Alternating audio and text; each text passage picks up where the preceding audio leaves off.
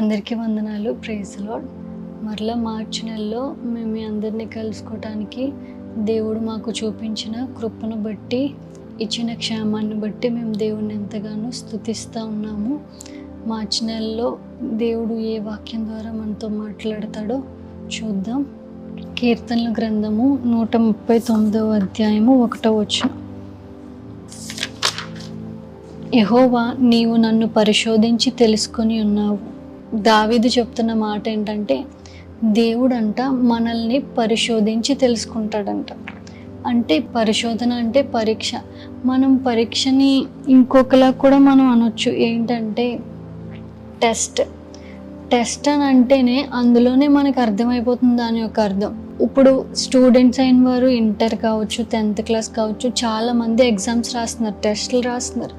వాళ్ళు 1 year చదివిందంతా కూడా ఇప్పుడు ఒక పరీక్ష రూపంలో వాళ్ళు అటెంప్ట్ చేస్తున్నారు. ఈ పరీక్ష ద్వారానే తర్వాత వాళ్ళు రాబోయే రిజల్ట్ ఏంటి, రాబోయే విజయం ఏంటి ఆధారపడి ఉంటుంది. ఈ పరీక్ష ద్వారానే దేవుడు కూడా మనకు పరీక్షలు పెడతా ఉంటాడు దేవుడు అప్పుడప్పుడు. ఆ పరీక్షలు చాలామంది అనుకుంటారు శ్రమల ద్వారానే పరీక్ష అనుకుంటారు. చాలామందికి శ్రమల రూపంలోనే పరీక్ష వస్తుందేమో అనుకుంటారు. లేదు, శ్రమల ద్వారానే వస్తుంది. ఇంకా చాలా విధాలుగా పరీక్షలు మనకి ఎదురవుతూ ఉంటాయి. కొన్నిసార్లు మనకి పరీక్షలు ఎలా ఎదురవుతాయో తెలుసా? మన నమ్మకత్వానికి ఒక పరీక్ష వస్తుంది. అప్పుడు దాకా చాలా బాగా సాగిపోతుంది. కానీ దేవుడు పరీక్షించే సమయంలో మనకి సులువుగా ఒక అడ్డదారులు కనిపిస్తూ ఉంటాయి. అందులోకి మనం వెళ్తామా, లేకపోతే దేవుడి దగ్గర దేవుని ఎదుట నమ్మకంగా జీవిస్తామా అని ఒక పరీక్ష ఎదురవుతుంది. అప్పుడు మనం ఏం చేస్తాం? అప్పుడు ఒకవేళ ఆ పరీక్షలో నువ్వు గనక పాస్ అయితే, అడ్డదారులు గుండా నువ్వు పయనించకుండా నమ్మకంగా ఉంటే దేవుడు నిన్ను రాజమార్గం గుండా నడిపిస్తాడు. అడ్డదారులు మనకొద్దు, రాజమార్గం మనకుంది కదా. ఆ పరీక్షలో నువ్వు పాస్ అయితే నిన్ను రాజమార్గం గుండా నడిపిస్తాడు. కొన్నిసార్లు ఏమి ఎదురవుతాయో తెలుసా? చాలా శ్రమ వెంబడి శ్రమ, ఒకటి తర్వాత ఒకటి శ్రమలు వచ్చేస్తూ ఉంటాయి. అప్పుడు నీ ఆలోచనలు ఎలా ఉన్నాయో పరీక్షిస్తాడు. ఈమె లేకపోతే ఈయన కావచ్చు, ఏమనుకుంటున్నారు, ఎలా ఆలోచిస్తున్నారు, నాకే ఎందుకన్నీ బాధలు, నాకే రావాలా, నాకే జరగాల, నాకే అవ్వాలా అన్నట్టుగా ఉన్నాయా నీ మాటలో? లేకపోతే ఏదైనా సరే దేవుడు నా పట్ల కార్యం చేస్తాడు, నన్ను విడిపిస్తాడు, నా దేవుడు గొప్పోడు, ఈ సమస్య కంటే పెద్ద దేవుడు నాకున్నాడు, ఈ సమస్య కంటే సమస్యను పరిష్కరించగల సర్వశక్తుడు నాకున్నాడు అని నీ మాటలు ఉంటాయో లేదని చెప్పి పరీక్షిస్తాడు. ఆ పరీక్షలో నువ్వు గెలవాలి. కొన్నిసార్లు అనారోగ్యం ద్వారా పరీక్షిస్తాడు. కొన్నిసార్లు ఒంటరిగా నిన్ను నడిపిస్తూ ఉంటాడు. ఎంతమంది నీ చుట్టూ ఉన్నా, ఎంత ప్రేమించేవారున్నా నువ్వు ఒంటరి అయిపోతూ ఉంటావు. ఆ సమయంలో నువ్వు ఎలా ప్రవర్తిస్తావు అనేది కూడా పరీక్షిస్తాడు. కొన్నిసార్లు నీ పరిశుద్ధతకి పరీక్ష పెడతాడు. నువ్వు పాపంలో పడిపోతావా లేదా పరిశుద్ధంగా ఆయన కొరకు నిలబడతావా అని చెప్పి చాలా రకాల పరీక్షలు నీ ముందు పెడతాడు. కొంతమంది అనుకుంటారు నాకే రావాలా, నాకే జరగాల, వాళ్ళకి చాలా మంచిగానే ఉంది కదా, వాళ్ళకి సులువుగానే ఉంది కదా, అలాంటివి నాకు వచ్చినా బాగుంది అనుకుంటారు. లేదు, దేవుడు ఎవరి క్యారెక్టర్కి తగ్గ టెస్ట్ వాళ్ళకి పెడతాడు. ఇప్పుడు 10th క్లాస్ వాళ్ళకి ఏ క్వశ్చన్ ఇవ్వాలో, ఏది ఇవ్వాలో ఆ క్వశ్చనే ఇస్తారు. LKG వాళ్ళకి లేకపోతే నర్సరీకి, 1st క్లాస్కి ఏ క్వశ్చన్ పేపర్ ఇవ్వాలో, ఏ క్వశ్చన్ షీట్ ఇవ్వాలో, ఏ టెస్ట్ పెట్టాలో వాళ్ళకి తగ్గట్టే టెస్ట్ పెడతాడు. దేవుడికి కూడా తెలుసు నీకు ఏ టెస్ట్ పెట్టాలో, నిన్ను ఎలా పరీక్షించాలో అని దేవుడికి తెలుసు. నువ్వు గనక ఈ పరీక్షలో నిలబడితే, ఈ పరీక్షలో నిలబడి నువ్వు నమ్మకత్వంగా కలిగి ఉంటే, ఈ పరీక్షలో దేవుడు నీకు విజయాన్ని ఇస్తాడు. ఒక మాట మీకు గుర్తు చేస్తాను. ఏంటంటే, మనకి చిన్నప్పటి నుంచి కావచ్చు, చాలా సంవత్సరాల నుంచి మనకి తెలిసిన ఒక నిజం ఏంటంటే, పచ్చి నిజం ఏంటంటే, రాత్రి తర్వాత ఖచ్చితంగా ఉదయం వస్తుంది. ఈ రాత్రి మనం గడుపుతూ ఉంటాం. ఉదయం రావడానికి లేట్ అవ్వచ్చు, ఉదయం రావడానికి చాలా సమయం పట్టొచ్చు, ఈ రాత్రి చీకట్లో మనం బాధపడవచ్చు. కానీ పచ్చి నిజం ఏంటంటే ఖచ్చితంగా ఉదయం అనేది వస్తుంది. కొద్ది క్షణాల్లో, కొద్ది గంటల్లో ఉదయం మాత్రం రాకుండా మానదు. ఎలా అయితే ఇది ఎంత నిజమో, రాత్రి తర్వాత ఉదయం వస్తుంది అన్నది ఎంత నిజమో, ఇంకొక నిజం ఏంటో తెలుసా? నీ పరీక్ష తర్వాత ఖచ్చితంగా నీకు ప్రమోషన్ వస్తుంది. దిగజారిపోయిన స్థితి నుండి ఒక ప్రమోషన్ అనేది నువ్వు పొందుకుంటావు. నీ పరీక్ష తర్వాత నీకు ఒక విజయం వస్తుంది. నీ పరీక్ష తర్వాత నీకు ఒక ఆశీర్వాదం వస్తుంది. నీ పరీక్ష తర్వాత నువ్వు ఒక విజయవంతమైన ఆత్మీయ జీవితాన్ని నువ్వు జీవిస్తావు. ఎందుకంటే ఈ పరీక్షలో గనక నువ్వు పాస్ అయితే, నిలబడు, ఆయన కోసం నిలబడు. ఆయన నీ జీవితంలో ఏ పరీక్షను ఎదుర్కొంటా ఉన్నావో ప్రతి పరీక్షకి దానికి తగిన ప్రతిఫలం ఖచ్చితంగా దయచేస్తాడు. ఎలా అయితే రాత్రి తర్వాత ఉదయం వస్తుందన్నది నిజమో, నీ పరీక్షకు తగిన ప్రతిఫలాన్ని దేవుడు ఖచ్చితంగా నీకు దయచేస్తాడు. ఇంకా మరికొన్ని విషయాలు వాక్యం ద్వారా మనం తెలుసుకుందాం. మనం ఈ పరీక్షా కాలంలో దేవుడు ఆ టెస్ట్లో నుంచి మన జీవితంలో ఏం చూస్తున్నాడు? ఇప్పుడు మనము బ్లడ్ టెస్ట్ చేయించుకుంటాం. ఆ బ్లడ్ టెస్ట్లో మనం ఒక రిపోర్ట్ని చూడగలం. బ్లడ్ ఎంత ఉంది, బ్లడ్లో ఇన్ఫెక్షన్ ఏమన్నా ఉందా అని చెప్పి ఆ రిపోర్ట్లో మనం చూడగలం. అలానే మన పరీక్ష తరువాత లేదా మన పరీక్ష టెస్ట్ అయిన తర్వాత దేవుడు ఆ టెస్ట్ రిజల్ట్ని ఏం గమనిస్తున్నాడో మనం వాక్యం ద్వారా చూద్దామా? ఆదికాండము 22వ అధ్యాయము 1వ వచనం. ఆ సంగతులు జరిగిన తర్వాత దేవుడు అబ్రహామును పరిశోధించాడు. ఇక్కడ మనం చదవబడిన వాక్యాన్ని కనుక పరిశీలన చేస్తే దేవుడు ఇక్కడ ఒక వ్యక్తిని టెస్ట్ చేస్తున్నాడు. ఆ వ్యక్తి పేరు అబ్రహాము. ఆ సంగతులు జరిగిన తర్వాత దేవుడు అబ్రహామును పరిశోధించాడు. ఎలా పరిశోధించాడు? మనందరికీ తెలిసిన అధ్యాయమేమిది. దేవుడు అబ్రహామును పిలుస్తాడు, అబ్రహాం పలుకుతాడు. పలికిన తర్వాత దేవుడు అబ్రహాముతో మాట్లాడడం మొదలుపెట్టి దేవుడు పెట్టాలనుకుంటున్న పరీక్షను అబ్రహాం జీవితంలో పెడుతున్నాడు. ఆ పరీక్ష ఏంటంటే, అబ్రహామా, నీకు ఒక్కగానయున్న నీ కుమారుణ్ణి నాకు బలిగా సమర్పించు. ఒక్కగానయున్న ఒక్క కుమారుణ్ణి బలిగా ఇచ్చే నాకు. అదే ప్లేస్లో మనము గనుకుంటే, లేదంటే అదే ప్లేస్లో అబ్రహాము కాకుండా ఇంకొక వ్యక్తి ఉంటే ఏమనేవారో తెలుసా? మేబీ ఇలా అనేవారేమో. ఏమనంటే, ప్రభువా, లేక వృద్ధాప్యం అంది ఇచ్చావు ప్రభువా, 100 ఏళ్ళు వయసు వచ్చినప్పుడు కొడుకునిచ్చావు, ఇచ్చిన కొడుకు నువ్వు మళ్ళా ఇచ్చేయమంటున్నావు, ఇది ఎక్కడైనా న్యాయమా ప్రభా? అలా కాదు ప్రభా, ఒక పని చే, నా కొడుకు ప్రాణానికి బదులుగా నా ప్రాణం తీసుకో. మనం అంటాం కదా, నా కొడుకు ప్రాణానికి నా ప్రాణం వడ్డు అంటాం కదా. అలాగా అబ్రహాము, ప్రభువా నువ్వు కావాలంటే నన్ను బలి తీసుకో అనొచ్చు. కానీ అబ్రహాం ఏమన్నాడు చెప్పనా? ప్రభువా నా కొడుకుని బలి ఇవ్వమంటావా? బలిచ్చేస్తాను ప్రభా. దేవుడు అబ్రహాముకి ఇచ్చి చూశాడు, ఇచ్చి పరీక్షించాడు. ఓకే, అబ్రహాముకి బిడ్డ పుట్టక ముందు నాతో చాలా భక్తిగా ఉండేవాడు, నాతో చాలా కనెక్షన్ కలిగి ఉండేవాడు. బిడ్డ పుట్టిన తర్వాత అబ్రహాంకి స్టిల్ ఆ కనెక్షన్ ఉందా నాతో? పరీక్షిస్తే పోలే అని చెప్పి అబ్రహాముని పిలిచి నీ కొడుకునిచ్చే, నీ కొడుకు నాకు బలిచ్చే అని చెప్పి అడిగినప్పుడు అబ్రహాము మనసును చూశాడు దేవుడు. అబ్రహాం ఇస్తున్నాడా ఇవ్వట్లేదా అని చెప్పి. మనకు తెలుసు కదా అబ్రహాం ఏం చేశాడు? ఉదయకాలమే లేచి తన బిడ్డను లేపి, చిన్న మనం దేవునికి బలి ఇవ్వాలి, పద చిన్న వెళ్దామని చెప్పి తన కొడుకుని లేపాడు. ఇక్కడ ఆగి కొన్ని విషయాలు ఆలోచిద్దామా? దేవుడు బలి కోరిన తర్వాత మేబీ ఈ రోజు బలి కోరాడు అనుకుందాం. దేవుడు అంటే ఈ రోజు దేవుడు అబ్రాహాంతో మాట్లాడాడు, అబ్రామా రేపు నీ కొడుకు నువ్వు నాకు బలిచ్చే అని చెప్పి దేవుడు అబ్రాహాముని కోరినప్పుడు ఈ రాత్రి అబ్రహాముకి ఎంత దారుణంగా గడిచుంటదండి. 100 ఏళ్లకు పుట్టాడా? 100 సంవత్సరాలు వెయిట్ చేసిన తర్వాత ఆ వెయిటింగ్ పీరియడ్కు ప్రతిఫలంగా ఇస్సాకు పుట్టాడా?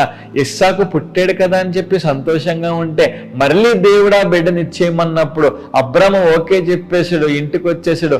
పడుకుందామంటే ఇంకెక్కడొస్తుంది నిద్ర?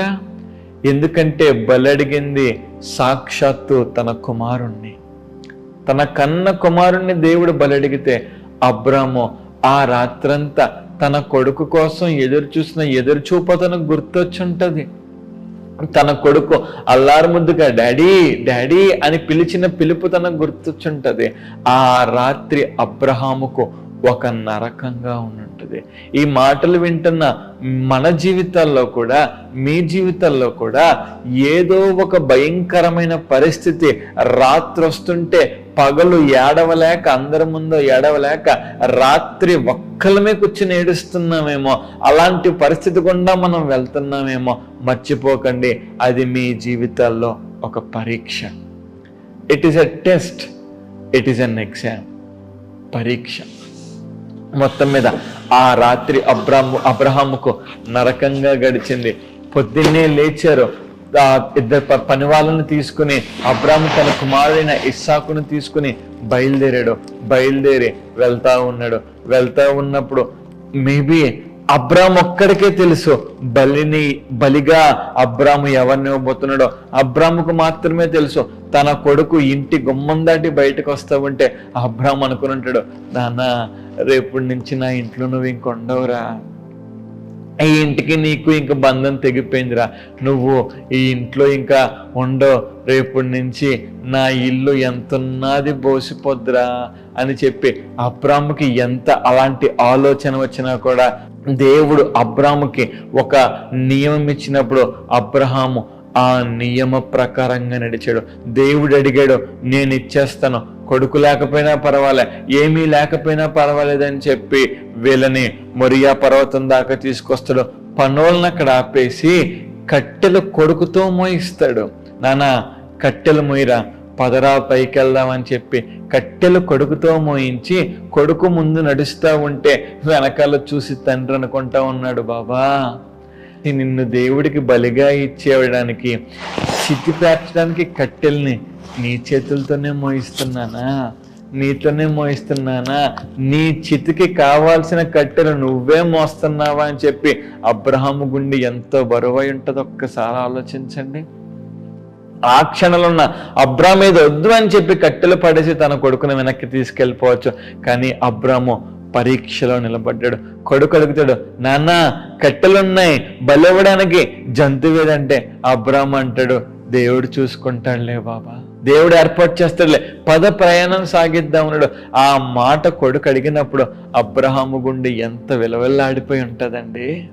మొత్తం మీద పైకి వెళ్ళాడు, కట్టెలు పేర్చి కొడుకు దగ్గరికి వెళ్ళి, నానా నేను బలివ్వబోతుంది నిన్నే అనినప్పుడు ఇస్సాకు మారు మాట్లాడలేదండి. నాన్న ఇది దేవుడు కోరుకుంటే ఇలానే జరగనిద్దామని చెప్పి విధేయత చూపించి ఇస్సాకు తన తండ్రిని చూసుంటాడు, తండ్రి ఇస్సాకుని చూసుంటాడు. ఇద్దరు ఒకసారి ఆఖరి చూపు చూసుకుంటారు. అక్కడ ఆగా ఆలోచించండి, ఆ తండ్రి కొడుకుల మధ్యన ఎంత భావోద్వేగం ఉంటుంది ఆ క్షణంలో, ఎంత బాధపడి ఉంటారు ఇద్దరు ఆ క్షణంలో. ఇక అబ్రాము ప్రేమ బంధవ్యాలు పక్కన పెట్టి దేవుడు అడిగాడు, ఇక ఇవ్వాల్సిన సమయం వచ్చింది అని చెప్పి తన కొడుకుని కట్టెల పైన పడుకోబెట్టి కత్తి తీసి నరికి బలిగా సమర్పించబోతా ఉంటే దేవుని దూత పిలిచింది, అబ్రామా బలివ్వక అబ్రామా, ఎందుకు ఏమైంది, ఏదైనా తప్పు జరిగిందంటే లేదు అబ్రామా, దేవుడు నీకు పెట్టిన పరీక్షలో నువ్వు నిశ్చయంగా విజయాన్ని పొందుకున్నావు. యు హ్యావ్ వన్, నీకు విజయం వచ్చేసింది. ప్రియ దేవుని బిడ్డలారా, ఇక్కడ అబ్రహాముని దేవుడు పరీక్షించాడు. నేను ఇస్సాకుని ఇచ్చేయమన్నాను కదా, ఇస్సాకుని ఇచ్చేస్తాడని చెప్పి పరీక్షించినప్పుడు అబ్రహాము ఆ పరీక్షకు నిలబడ్డాడండి. దేవుడి కంటే నాకు ఏది ఎక్కువ కాదు, దేవుడి కంటే నాకు ఏది ఎక్కువైనది కాదని చెప్పి ఆ పరీక్షకు నిలబడ్డ కారణం చేత దేవుడు అంటాడు, దూత అంటది, అబ్రహమా దేవుడు పెట్టిన పరీక్షలో నువ్వు గెలిచేసావు, నువ్వు విన్నయ్యావు, నువ్వు చాలా మంచోడివి, నువ్వు దేవుడు ఏదైనా అడిగినప్పుడు ఇవ్వడానికి వెనకాడేవాడవు కాదు అని చెప్పి దూత దేవుని వర్తమానాన్ని తీసుకొచ్చింది. ప్రే దేవుని బిడ్డలారా, మన జీవితంలో మనం ఎదుర్కొంటున్న కష్టాలు కానీ, మనం ఎదుర్కొంటున్న బాధలు కానీ, నాకే ఎందుకు ఈ బాధలు, నాకే ఎందుకు ఈ కష్టాలు అనుకుంటే ఇవి బాధలు కాదండి, దేవుడు పెట్టే పరీక్షలు. ఈ పరీక్షల్లో అండి మనం నిలబడాలండి, ఈ పరీక్షల్లో మనం నిలబడాలి. ఎప్పుడైతే విద్యార్థి పరీక్షలో పాస్ అవుతాడో అప్పుడే నెక్స్ట్ క్లాస్కి ప్రమోట్ అవుతాడు. పరీక్ష రాయకుండా నెక్స్ట్ క్లాస్కి ప్రమోట్ అవ్వగలమా? అవ్వలేం. పరీక్షలో గెలిస్తేనే ఆత్మీయ జీవితంలో కావచ్చు, ఆశీర్వాద జీవితంలో కావచ్చు, మనం నెక్స్ట్ స్టెప్లో అడుగు పెట్టగలం. ఇప్పుడు అబ్రహాము పరీక్షలో గెలిచాడంటే మీరందరూ అనుకుంటూనే ఉండొచ్చు 100కి 100% గెలిచాడు. ఆ 100కి 100% గెలిచిన అబ్రహాము జీవితంలో దేవుడిచ్చిన ఆశీర్వాదం చూడండి. అదే ఆదికాండ గ్రంథం 22వ అధ్యాయము 18వ వచనము, మరియు నీవు నా మాట వినినందున భూలోకములోని జనములన్నీయో నీ సంతానము వలన ఆశీర్వదింపబడును, నా తోడని ప్రమాణము చేయుచున్ననని యెహోవా సెలవిచ్చిన నేను. ఇక్కడ దూత చెప్తున్న వర్తమానం ఏంటంటే, అబ్రహ్మా, దేవుడు పెట్టిన పరీక్షలను గెలిచేసావు. సో ఆ గెలుపుకు తగిన, ఇప్పుడు విద్యార్థులు ఎగ్జామ్ లో ఫస్ట్ వస్తే వాళ్ళకి గోల్డ్ మెడల్ ఇస్తారు, సెకండ్ వస్తే సిల్వర్ ఇస్తారు, థర్డ్ వస్తే బ్రాంజ్ మెడల్ ఇస్తారు కదా. ఇక్కడ అబ్రహాము గెలిచినందుకు దేవుడు అతనికి ఇచ్చిన బహుమానం ఏంటో చెప్పనా? నువ్వు నా మాట విన్నావు, నా మాటకు లోబడ్డావు. దేవుని మాట వినే పరీక్షలో అబ్రహమా నువ్వు గెలిచేసావు కాబట్టి భూలోకంలో ఉన్న జనములన్నీ నీ సంతానము వలన ఆశీర్వదించబడతారు. వాళ్ళ ఆశీర్వాదానికి కేర్ ఆఫ్ అడ్రస్ ఏంటో చెప్పనా? అబ్రహాము అటు రీతి ఆశీర్వాదానికి కారకుడు ఏంటంటే అర్థం ఏంటో చెప్పనండి. అబ్రహాము దేవుని మాటకు లోబడ్డాడు. దేవుని మాట ఒక్కొక్కసారి మనల్ని పరీక్షిస్తుంది, ఒక్కొక్కసారి మనల్ని పరిశోధిస్తుంది. ఇలా బ్రతుకు అని చెప్పి మనల్ని, దేవుని మాట మన జీవితాలను సరిచేయడానికి మనల్ని పరీక్షిస్తుంది. ఒకవేళ ఆ పరీక్షలో కనుక మనం నిలబడ్డాం అనుకోండి, దేవుడు అబ్రహాముకి ఇచ్చిన ఆశీర్వాదం లాంటి ఆశీర్వాదం మన జీవితాల్లో కూడా దయచేస్తాడు. ఒకవేళ పరీక్షలో ఫెయిల్ అయిపోతే ఆ మాటొద్దు. అబ్రహాము ఫెయిల్ అవ్వలేదు, విశ్వాసులకు తండ్రి అయిన అబ్రహాం ఫెయిల్ అవ్వలేదు. మన తండ్రి ఫెయిల్ అవ్వలేనప్పుడు బిడ్డలంగా మనం ఫెయిల్ అవ్వచ్చా? మనం కూడా ఫెయిల్ అవ్వద్దు. అబ్రహాము ఎలా అయితే పాస్ అయ్యాడో మనం కూడా పాస్ అయితే ఆశీర్వాదానికి, మన కుటుంబ ఆశీర్వాదానికి కేర్ ఆఫ్ అడ్రస్ గా దేవుడు మనల్ని మారుస్తాడు. దేవుడు మనల్ని పరీక్షించేది ఎందుకో చెప్పనా? పరీక్షించి తెలుసుకుంటాడండి. దేవుడు పరీక్షించి మనం ఏంటో, మన విధానం ఏంటో దేవుడు తెలుసుకుంటాడు. కాబట్టి పరీక్ష వచ్చింది కదా, కష్టం వచ్చింది కదా అని చెప్పి పడిపోకండి. పరీక్షలో నిలబడండి, దేవుడిచ్చే ఆశీర్వాదాన్ని పొందుకోండి. ఈ మార్చి నెలలో మీ పరీక్షల్లో మీరు నిలబడతారని నేను ఆశిస్తున్నాను. అటు రీతి కృప దేవుడు మనకు దయచేయను కాక. ఆమేన్. కళ్ళు మూసుకుందాం, ప్రార్థన చేసుకుందాం. మహాపరిశుద్ధుడా, ప్రేమగల మా యేసయ్య, మీకు వందనాలు. ఈ మార్చి నెలలో మరొకసారి మీరు మమ్మల్ని నీ వాక్కు ద్వారా దర్శించినందుకు స్తోత్రాలు. అయ్యా, నువ్వు మమ్మల్ని పరీక్షిస్తావు, నువ్వు మమ్మల్ని తెలుసుకుంటావు. యేసురాజా, ఈ పరీక్షలో మేము నిలబడే కృప దయచేయండి. ప్రభువా, పరీక్షలో నిలిచిన అబ్రహాము తండ్రి భూజనములందరికీ ఆశీర్వాదకరంగా మార్చబడ్డాడు. మా జీవితాల్లో కూడా అలాంటి ఆశీర్వాదాన్ని దయచేయండి. ఆశీర్వాదానికి కేర్ ఆఫ్ అడ్రస్గా మీరు మమ్మల్ని మార్చండి. ప్రభువా, నీ సహాయాన్ని దయచేయండి. పరీక్షల్లో నిలబడడానికి స్థైర్యాన్ని దయచేయండి.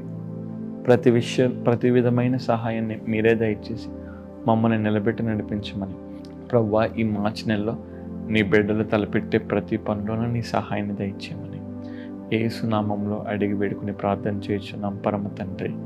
ఆమేన్. అందరికీ వందనాలండి. తిరిగి ఏప్రిల్ నెలలో కలుసుకుందాం. అంతవరకు దేవుని మహాకృప మనకి తోడై ఉండును గాక. ఆమేన్.